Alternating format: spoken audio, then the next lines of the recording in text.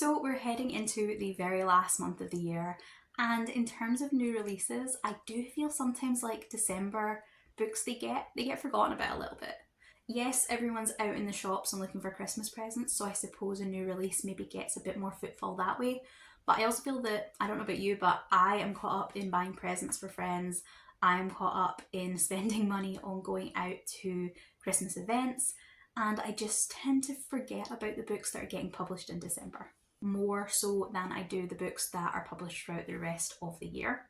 We're also getting to the stage where everyone is doing their best of, worst of lists for 2005 and their most anticipated lists for 2006, and I feel those December releases sometimes just get forgotten in the shuffle. So, as always, this is not intended to be a comprehensive list of books that are coming out. These are just the books that I personally am the most interested in picking up, the ones that are coming out in December, to see where our tastes might overlap, and also to maybe bring to your attention any books that I've heard about and that you maybe haven't. If you've got any books that are coming out in December that you personally are interested in and I haven't mentioned here, then do let me know in the comments in case I've somehow missed those. This is a shorter list than some of those other release videos I did, but I do think there are some very good choices here, and funnily enough, all except one are released on the same date, right at the start of the month. So all apart from the last one are coming out on the 2nd of December. The first is Something Wicked by Fallon Ballard. This has been pitched as a romantasy that blends Moulin Rouge with Macbeth, and I'm just really enjoying the cover design here, because I think this kind of, to me, it looks kind of almost Gilded Age aesthetic, would be a really unique romantasy take that I haven't seen so far.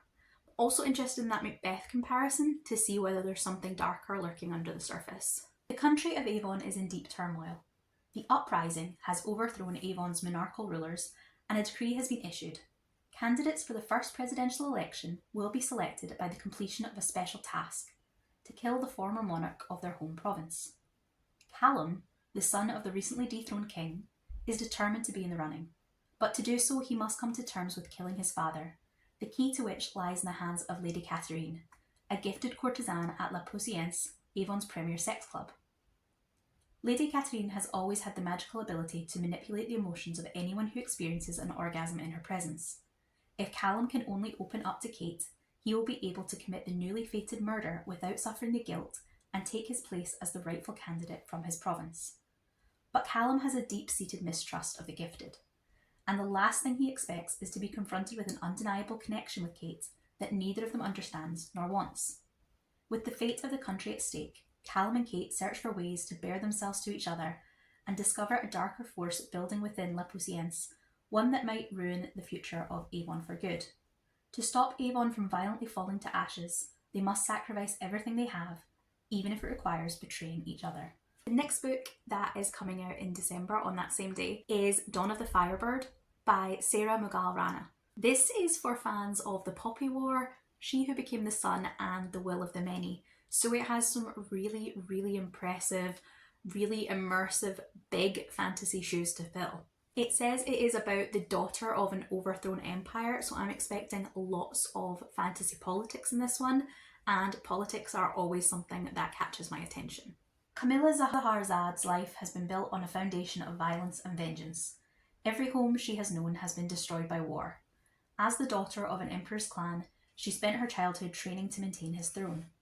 But when her clansmen are assassinated by another rival empire, plans change. With her heavenly magic of Nur, Camilla is a weapon even enemies would wield, especially those in the magical scholarly city of Zaskar. Hiding her identity, Camilla joins the enemy's army school full of jinn, magic and martial arts, risking it all to topple her adversaries, avenge her clan and reclaim her throne. To survive, she studies under cutthroat mystic monks and battles in a series of contests to outmaneuver her fellow soldiers. She must win at all costs, even if it means embracing the darkness lurking inside her. But the more she excels, the more she is faced with history that contradicts her father's teachings. With a war brewing among the kingdoms and a new twisted magic overtaking the land, Camilla is torn between vengeance or salvation. Then we have Persephone's Curse by Katrina Leno. This has been pitched as mixing the Hazelwood with Laini Taylor, So I'm expecting something with a vaguely contemporary setting and a very grounded, almost magical realism type of fantasy, and then either a slightly eerie undertone or just very, very lyrical writing. It might veer more towards the kind of literary fantasy than I tend to read, but I am intrigued by how much the sisters seem to play a role in the summary. Are the four Farthing sisters really descended from Persephone? This is what their aunt has always told them, that the women in their family can trace their lineage right back to the goddess of death. And maybe she's right, because the Farthing girls do have a ghost in the attic of their Manhattan brownstone, a kind and gentle ghost named Henry, who only they can see. When one of the sisters falls in love with the ghost, and another banishes him to the underworld, the sisters are faced with an even bigger question about who they are. If they really are related to Persephone, and they really are a bit magic, then perhaps it's up to them to save Henry, to save the world, and to save each other. So this one feels like it should maybe have been a Halloween release rather than a December, but the cover is stunning and I'm really excited about The Last Vampire by Romina Garber.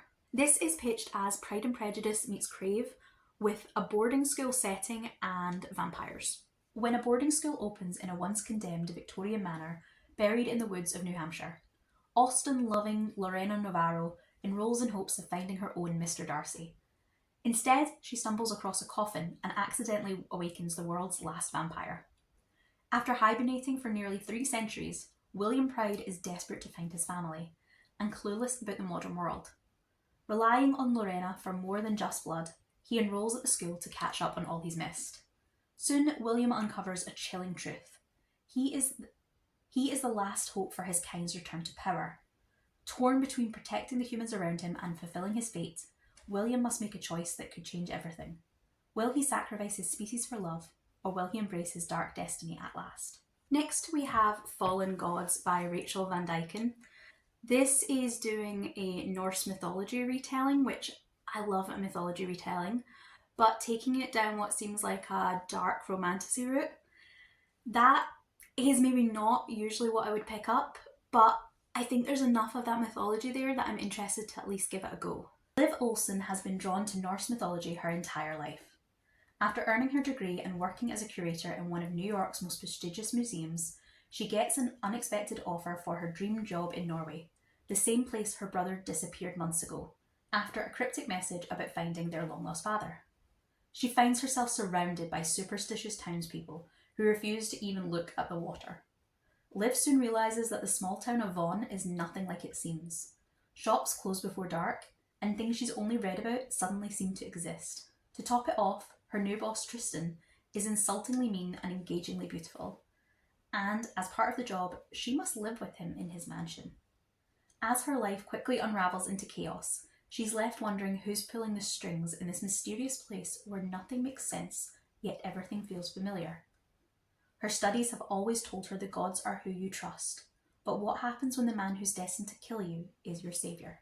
Now, Canticle by Janet Rich Edwards again seems like one that might just be outside of my wheelhouse. It's a historical fantasy, but I definitely think it's going to be heavy on the historical element and maybe have a more literary fantasy bend. So again, I'd love to pick it up. The cover's beautiful and I'd like to try it. I'm not convinced it's going to be for me, but it definitely sounds really interesting. This doesn't seem to have a really obvious plotline, and it definitely doesn't have any comp titles, so that's kind of giving me that it's going to be literary vibe. It is set in 13th century Bruges, which I don't think I've ever seen in a book, and it's about a community of really fiercely independent women, so I think it could be really intriguing. Alice is 16 years old, and serious, stubborn, prone to religious visions. She and her only friend, a young scholar, have been learning Latin together in secret, but just as she thinks their connection might become something more, he abandons her for the monastery. When her family falls on hard financial times, her father promises her in marriage to the unctuous head of the Weavers' Guild, and in desperation she runs away from home, eventually finding shelter within a community of religious women who do not answer to the church. Among the hard-working and strong-willed Bejeans, Alice glimpses for the first time the joys of a life of song, friendship, and time spent in the markets and along the canals of Bruges. But forces both mystical and political are afoot. Illegal translations of scripture, the women's independence, and a sudden rash of miracles all draw the attention of an ambitious bishop, and bring Alice and those around her into ever-increasing danger, a danger that will push Alice to a new understanding of love and sacrifice. Introducing a spirited, indelible heroine and a major new talent, Canticle is a luminous work of historical fiction, vividly evoking a world on the verge of transformation. Contemporary thrillers really aren't one of my usual go-tos, but I am really interested in this one, Watch Us Fall by Christina Kovac. It's a missing persons mystery, but I just think it sounds like it might be a really intriguing one, and if the vibe inside matches that wintry cover, it could be, again, a really nice one for the colder months, for huddling under a blanket with. Lucy and her three best friends share a glamorous but decaying house in the heart of Georgetown. They call themselves the Sweeties and live in an idyllic post-grad lifestyle complete with exciting jobs, dramatic love lives, and most importantly, each other. But when Addie, the group's queen bee, discovers that her ex-boyfriend Josh has gone missing, the Sweeties' world is turned upside down. In the days leading up to his disappearance, Josh, a star investigative journalist from a prominent political family, was behaving erratically, and Lucy is determined to find out why. All four friends upend their lives to search for him, but detectives begin to suspect that the Sweeties might know more than they're letting on.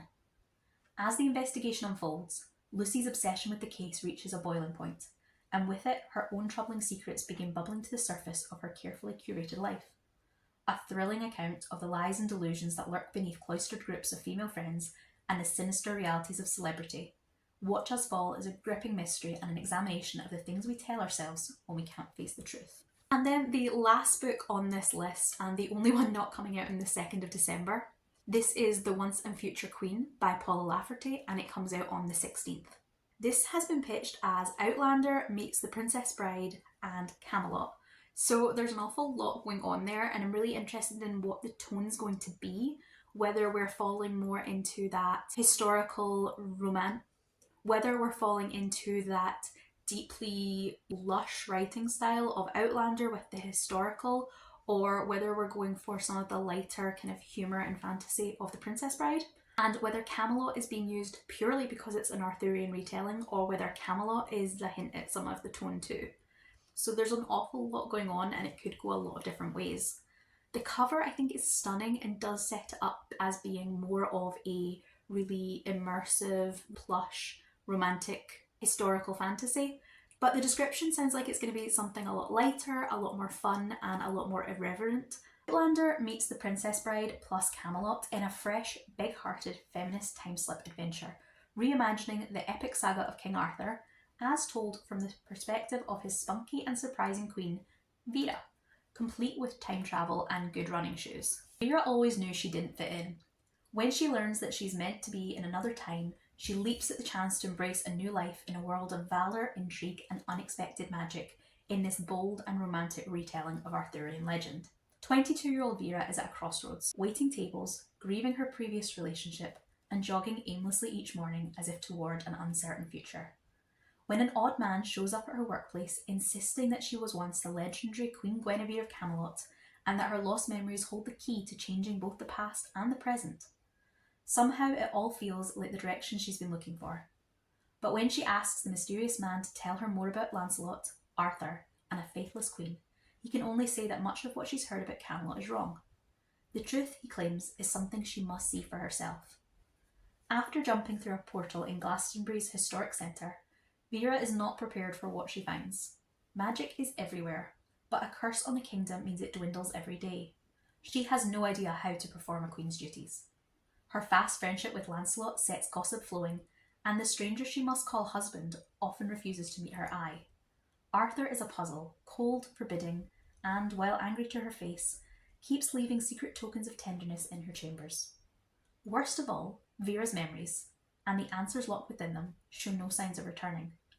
If Vera is truly destined to save Camelot, she'll have to trust her instincts, and her king will have to trust her. Of all the books on this list, I think the one I am the most excited to pick up is going to be that Arthurian retelling, but there are definitely some other ones in there that interest me, and I hope that either through my library or through Everand, I'll be able to at least maybe try the opening chapters of most of them. Let me know the books that you are most excited to be picking up in December, whether they are new releases or not, and let me know if any of the books on this list have caught your interest. As always, if you're interested in liking the video or subscribing to the channel, I really appreciate that, and I hope that I will see you in the next video. Goodbye.